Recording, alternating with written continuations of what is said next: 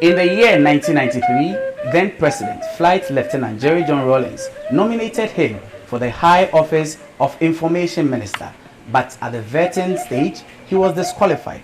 That, however, did not stop the president from calling him back a year after to offer him an ambassadorial role to the United States of America. He had since served in other capacities under different administrations.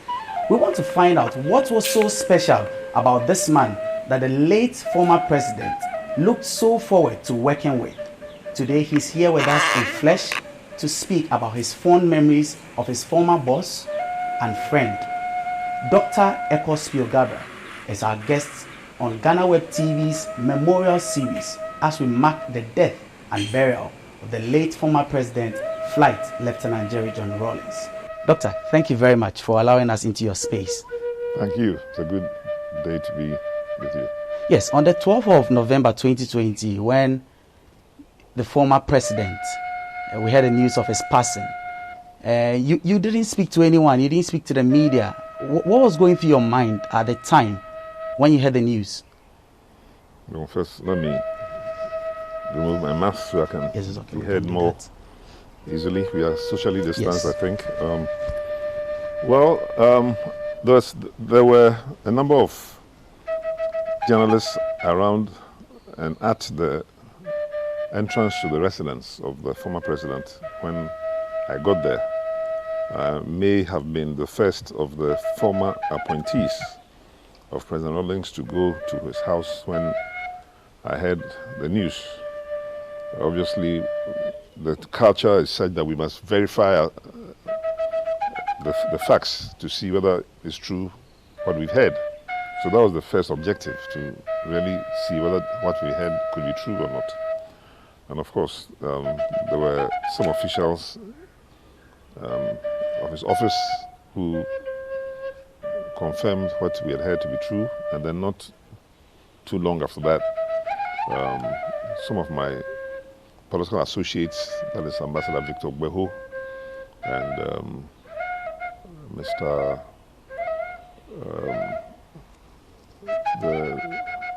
Abu Dhabi, came to represent the family and to commiserate with those of us who had come early to the house.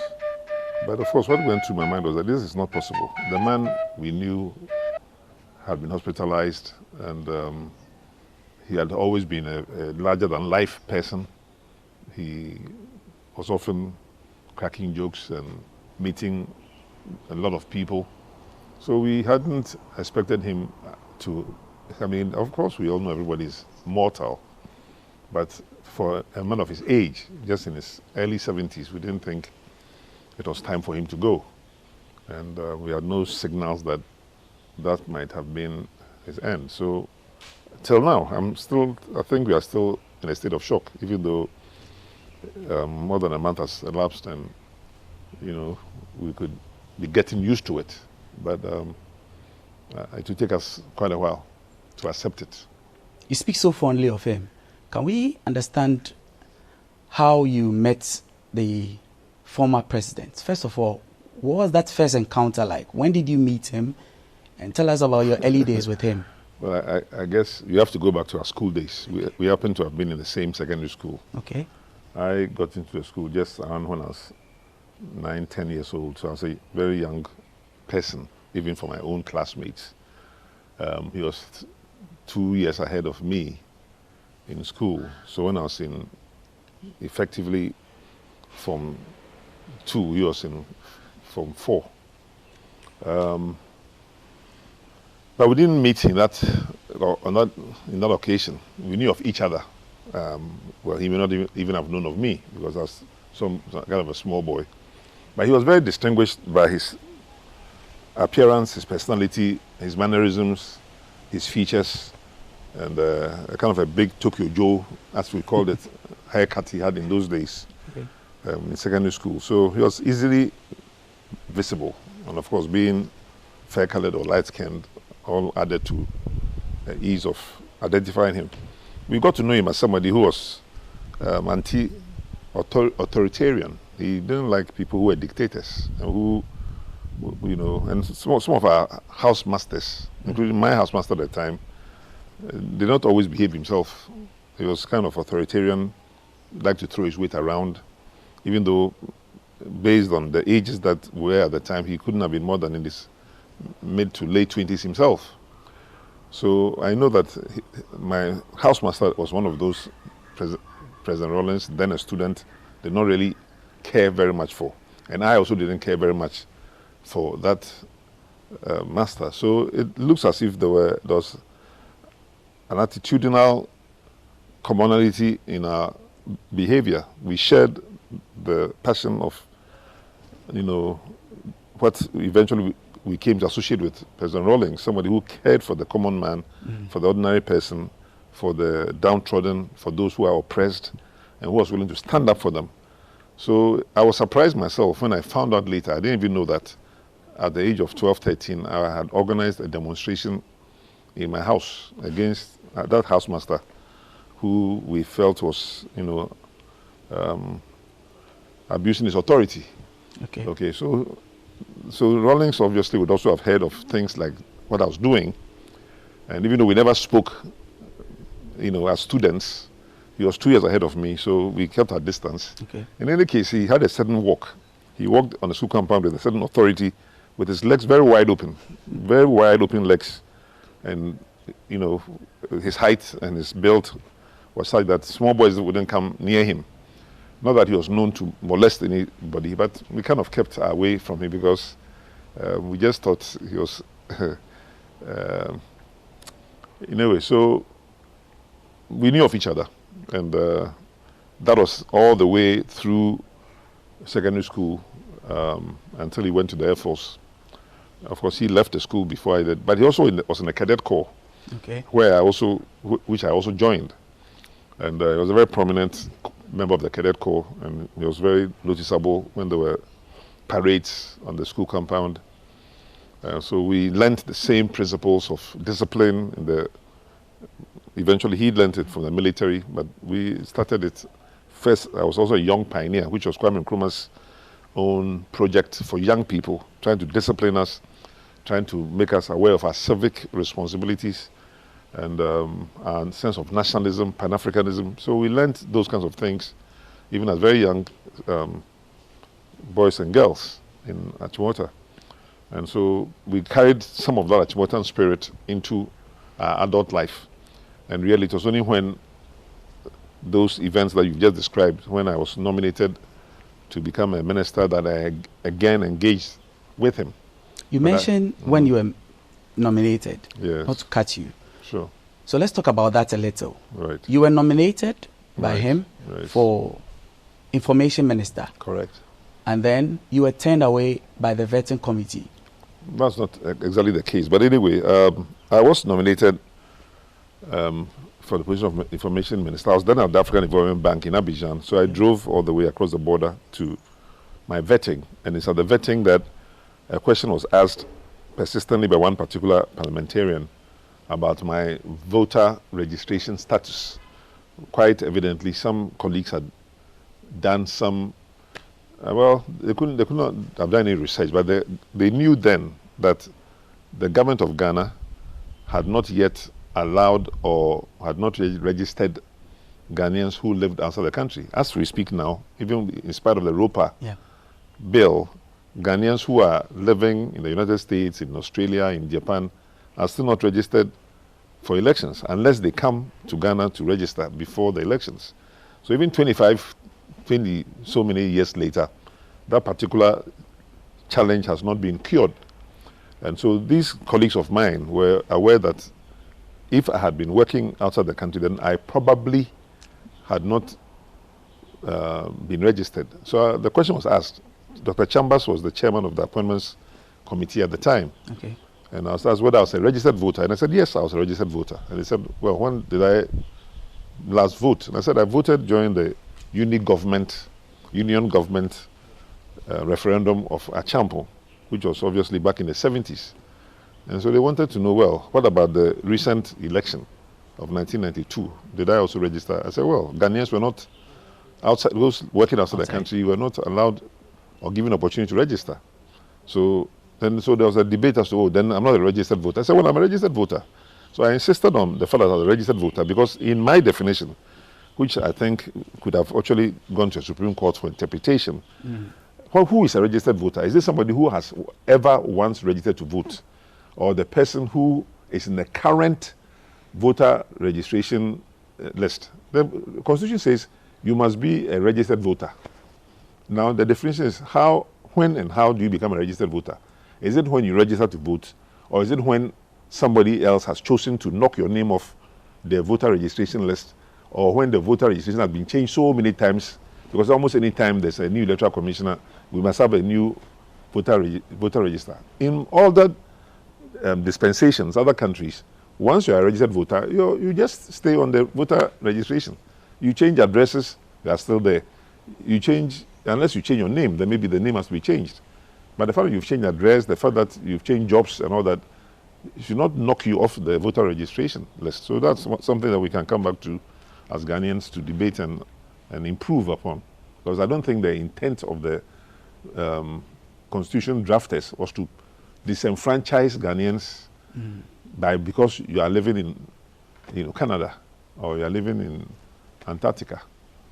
If you are a Ghanaian and you can prove your Ghanaian citizenship, then the opportunity should be made available for you to register and to vote, because Indians and Chinese and other people who live all over the world do that currently. The technology exists. There's no excuse for it. But how did Chairman Rawlings receive that news? Did you have any conversation with him? Well, what did he say to you? It was curious. I just heard that he has withdrawn my nomination, and it just was a difficult time. He had visitors. I couldn't see him, and I'd driven all the way from Abidjan to the interview. So my attitude was that if Ghana or some Ghanaians did not need me at this time, I had a job to go back to, a very well-paid job. I was actually sacrificing a lot to give that job to come to Ghana. So I just chose to go back. So you left without speaking with him? On that occasion, yeah. Right. But then later on, he calls you back for an ambassadorial role. Yeah, How did that come about? I left a message with one of his assistants, actually, before I left. Okay. In the office of the president, that I was going back to Abidjan. So, but I didn't speak with him personally. But of course, the interview, my interview at the in Parliament on the occasion was covered by the media. And one particular journalist who was very prominent at the time, Kofi Kumsin, apparently wrote elaborately about the best minister that Ghana did not have, something along those lines. So it attracted a lot of attention. Now, what is this guy at all? Who is he? What did he say? And so there was obviously a lot of media interest in that interview, that my interview with the Parliamentary Appointments Committee. And I'm sure Rawlings also took an interest in it. And so obviously he must have decided that he must still find a room for me in his government.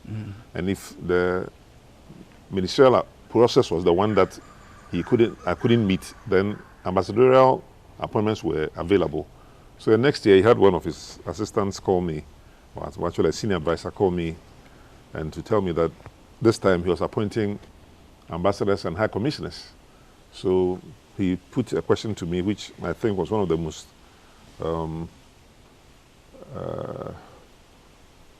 a very historically important question, that would I prefer to become a high commissioner to the United Kingdom, which is Ghana's colonial master, or would I prefer an appointment as ambassador to the United States? So he gave you the choice. I'm not sure how many people get that kind of choice. I was only 40 years old to go to either of the two most important, ambassadorial positions. It was a big honor. And obviously I suggested that I had traveled many times through London, lived there for a few days at a time, but not really for any length of time. Whereas I was a resident of the United States and had lived there a much longer period, and I thought I knew the United States much better, and therefore I could perform a greater service for Ghana in the United States than in the United Kingdom. And he agreed that that was fine, and so I should prepare to take over the U.S. position.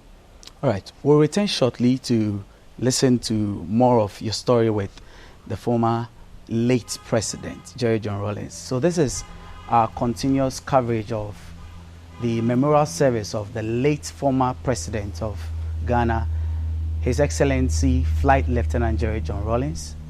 So we'll be right back here on Ghana Web TV. Do stay.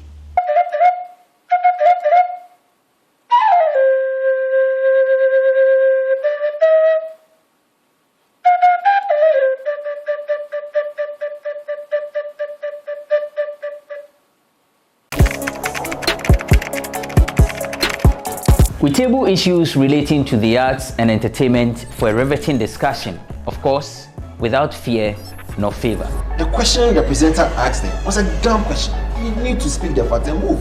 Varied views. We agree to disagree. So I would disagree with everything you said. I think that he's a smart guy. I think what he did. No, but I also said he's a smart guy. Yeah. I guess that I'm waiting for the what next. Yeah, I don't think that we have to wait for what next. It sometimes gets confrontational, but that's the beauty of the game. Today you funny face. It's not my brother. I don't know him. You don't know funny face. It's not my brother. You don't know funny face. It's a package.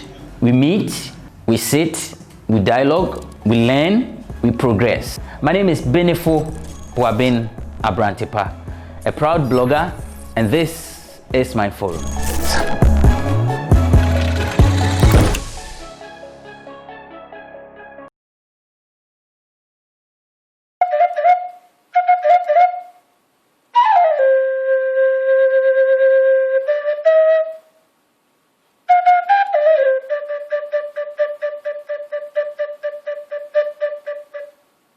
Welcome back. We are speaking with Dr. Spio Gabriel. Doctor, so you were telling us about how you got to finally become an ambassador to the United States, but you worked with him later on in other years in Ghana. Tell us about your working relationship with him. How was he? What kind of a leader was he? For instance, during budget approvals and all that. Just give us a hint of the kind of man he was. Well, first you start by introducing me as a former friend. I of course am happy and privileged to call him a friend, but I started by seeing him as my boss. He was my boss, at least for the time that he was president of Ghana and I was one of his ministers. So we had that relationship where I obviously gave him the full respect of his position. But he chose to call me chief, and I think he probably called several other people chief. So when I meet with him, he only call me chief, you know, whatever. I don't know whether it's because my last position at African Development Bank was chief of communication, but okay. You know, I never really asked him why he chose that word, but I'm sure there are other people who he had all kinds of titles for. But his approach was also then, therefore, one of mutual respect. I think he called me chief just because, however, I saw myself. He also had elevated me to a high position, and he felt he was a very a person was curious about people's quality, the quality of their service in terms of their sense of nationalism, their integrity, the reason why they wanted to serve their country. So, for example, one of the first things he said to me before he gave me the appointment was that, look, there's no money in this, this job, I'm giving you. You should know there's no money in it. Because I wanted to test whether I was coming for the money. And of course, when I didn't ask about money, the terms and conditions, but eventually when I got into the office, I found out a minister in Ghana at the time was only earning $500 a month. Now I was coming from a dollar kingdom of that funny going back, where at the time, this 20-something years ago, I was earning $10,000 a month. So I was going to take 5% of my salary at the time. And well, I accepted it anyway because I thought it was an honor anyway. And I was very, very, very passionate about national service. In fact, I was in the group of people, in my year group, 1973, are the ones who demonstrated against partly against, but towards the Champong government at the time to allow us to serve our nation. You see, in the past, when people demonstrate, they are demonstrating for some personal benefits or favors. But we went on demonstration to be given the chance to serve our nation. That's my generation. And that generation had that mindset. We wanted to serve our nation. So the national service came into existence for us to serve our nation, national service.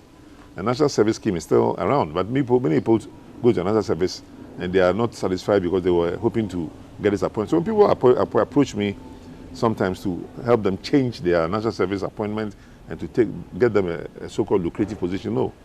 So to get back to the subject of working with General Rawlings, she was working, the PNDC had already gotten the mantra or the motto of integrity, probity, and accountability and social justice as among the words.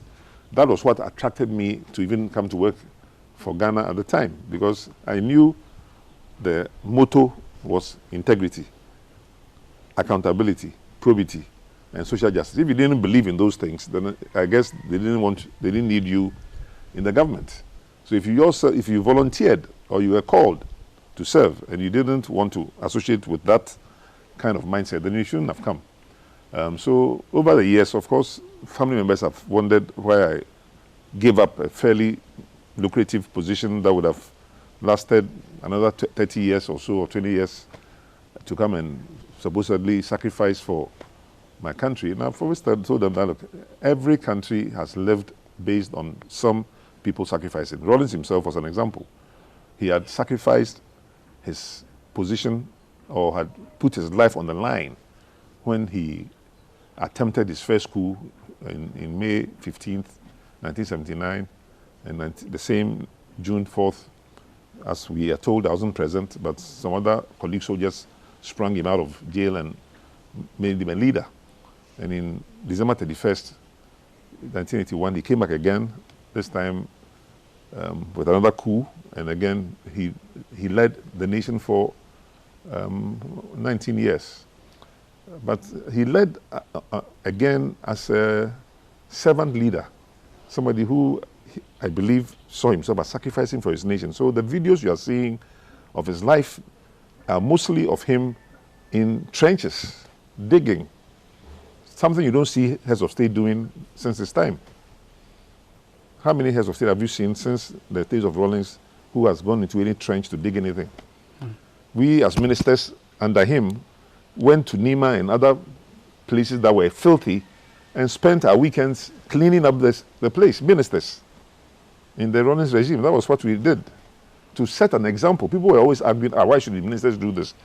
If you do that, it means that your public servants are not efficient. Maybe true. You should actually whip your public servants into shape so they'll do all that work. Fine, that's one way of looking at it. But he believed in leadership by example. If people in the neighborhood saw their leaders coming to clean, then hopefully, they would themselves clean their homes better after you've left. But if you look in the gutters of Ghana today, you look at the sewage system, you don't see any example, you won't get any evidence that either the communities or the leadership is really that concerned about the environment. Rawlings was very concerned about the environment. And unfortunately for him, because he was a pilot, he was flying around Ghana all the time. So if you are flying with him, you will notice some bushfire, and you'll be very angry. Why are these people causing all this bushfire? It doesn't Galamsey as prevalent as it is now. But if once or twice he was flying in an area where he saw what seemed like what we call Galamsey today, you see him very, very upset and very angry. He was very, very concerned. He was a lover of nature. He loved swimming. He loved, the fields. He liked riding a horse because it's often part of the officer training. So he liked, swimming, fishing, and things like that, which have to do with the nature and the outdoors. And he was an outdoors person. And so he was very concerned. So in fact, one of his tests for me to qualify to be in his government was whether I could fly a plane at short notice. But could you fly? Well, so he took me up. He tested me. He took me up in the air with another colleague. Well, we were both at African Development Bank. The other colleague was also supposed to have come to work at the Bank of Ghana. And 5 minutes into the flight, just outside of Accra, he just turned to us. The two of us were in the back of the four-seater plane. I think it's I don't know. I can't describe the nature of the plane, or maybe a helicopter, whatever it was. But he said, "Which of you is willing to take over?" And my friend looked at me and shook his head very, very wildly. And I just thought for 2 seconds that if this man has enough faith and trust in either of us in the back to take over the plane while he is still sitting in it, he is not afraid of crashing, then I think there's nothing wrong with it. I said, I'm willing to take over. So I said, okay, then come and sit here. So he asked the batman who was sitting, or co-pilot, to go back, and I sat in front of him. He said, look, I'm going to teach you to fly, okay? And to take 5 minutes, 10 minutes, you should be able to fly in that time. I said, oh, wow. So he just taught me, look, you look at this, the wheel, you pull it, the plane goes up. If you push it down, the plane goes down. If you turn it left, the plane goes left. If you turn it right, the plane goes right. You got it? I said, yes. Yes, sir. He said, okay, so get ready. Watch me. So I watched you for a while. In 5 minutes, you take over. So it's only 5 minutes. He said, okay, you are in charge. Take over. So I took the He actually controls. handed over. Yeah. He handed over the controls of the plane to me. He said, okay, now pull. So I pulled, and we went up a little bit. Now push, and I pushed. We came down a bit. Now you see those trees out there? We turn to the left, and I flew the plane all the way to Akosombo. That's interesting. Then and he said, okay, when it comes to landing is very dangerous. You don't know how to land yet. So I took over and we land. So he took over, we landed, and we just went up to one of the villas, presidential villas in Akosombo. We had some refreshments, less than an hour, and then we came back in the plane. He said, okay, now you're going to take off. I've taught you how to take off. I've taught you how to push down. So take off, you just pull rather, and taking off. And when we are airborne, I'll tell you, and we do this and that. You did fly. That's interesting. 5 minutes training, and I was flying. That's interesting. And that brings me to my next question. But what was testing me, to the best of my knowledge, because the colleague didn't get the appointment he had wanted. Okay. He wanted to, I think, I never discussed with him why he did that anyway, but I understood him. He wanted to test my readiness to accept responsibility at short notice. Can I trust this man to take over this ministry, to move here, or to go and do this kind of work and leave his ambassadorial appointment and go to China? So while I was ambassador, he made me come to Ghana and do all kinds of things that most ambassadors do not do. You speak of the confidence he had in you. And I want to get a sense of the confidence you have or had in him. Because there was a time that it was rumored that the NDC wanted to sideline him. Well, and you came out boldly to say that without him, the party was going to fail. And indeed, it failed. Of course. I mean, what informed all of that? Well, I had confidence in him because, first of all, he is the one who created that NDC, even though there were funny debates about who he was not a signatory to the registration documents and all those kind of funny things. It's like somebody built a house, but you are the architect of the house, or you are the contractor, so you are now claiming that you build the house or the house belongs to you. I mean, you know, so those kind of debates were not really going anywhere. But the fact that he had sacrificed a lot to try and lead this country out of a difficult time when Ghanaians 1 million Ghanaians had to be sacked from Nigeria and how to reaccommodate them, and it was all done so smoothly and peacefully. You didn't know even that there were Ghanaians refugees. They were just pushed out of the country, out of the airports quickly to their hometowns, and there were no congestions in Accra. You know, he came to a town when there were shortages of goods and services. I mean, he managed a difficult transition. He came to the fact that the northern part of Ghana was not as developed as the south. Still, it may be the case, but he made a big effort to push a lot of development to the north, especially electricity. So if you go to the northern part of Ghana, in fact, Ghana, as we speak, is still the country with the second highest electricity consumption or electrical availability per capita in Africa. Second to only South Africa. And we are, I think, 88%, and they are about 90% coverage, you know. So these are the Rawlings legacies that made me have confidence in him. But also, when you came to, let's say, a cabinet meeting, Rawlings never chaired one single cabinet meeting that I attended. He never chaired? Nope. As head of state? Never. He asked his deputy vice president, Atamils, to chair. So Atamils chaired every single cabinet meeting while I was minister, as education minister, as communication minister, and Rawlings was there. He actually never, well, not never, he didn't often attend cabinet meetings. So I had the courage to ask him once, Mr. President, why is that you don't attend cabinet meetings? What did he say? He said, your colleagues tell him that when he attends cabinet meetings, they can't speak their minds freely. So just to give them the chance to speak their minds freely, he doesn't attend the cabinet meetings at all. I said, wow, I see. Then I said, but Mr. President, even when you attend these meetings, you often have your dark glasses on. So he just took off his glasses. He said, Chief, can you see my eyes? I mean, he had very big, bold, and very, I guess, scary eyes for some people. Can you see my eyes? He said, your colleagues tell me that even if I come to cabinet and I don't cover my eyes, they get intimidated and they cannot speak their minds. That's why I do that for them. Look, what would you say is your greatest memory of his legacy? You spoke a little about that, but tell me, maybe name 2 things that you think are his greatest legacies that you'd always cherish. Well, when I became ambassador to the United States, and he actually came there on a presidential visit to visit 8 cities in 10 days. It's a record in the foreign ministry for any head of state to go to any country and spend that length of time and visit that many cities in that short period of time. What we did was also to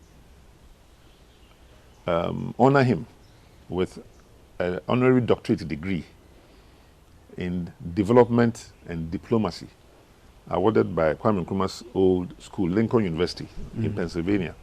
So you're asking me about his legacy and what I would remember him for, what Ghanaians should remember him for: development and diplomacy. Because the development was infrastructure, as I said, the northern region, so the road networks, rehabilitating the ports, making sure that, you know, the feeder roads into the cocoa growing areas could be built to help evacuate the cocoa that you see sometimes he carrying on his own head at the time when the roads were not good enough. So he was a president of development. And diplomacy. And diplomacy, because eventually, even though people had wrong understandings or impressions of him, he was so concerned about Ghana and Africa's development that for the first 12, 13 years of his being head of state, until we went into civilian government, he had never gone to the United Kingdom officially, never gone to the United States officially, never spoken at the United Nations officially. He delegated other people to do those things because he was concerned about Ghana's development.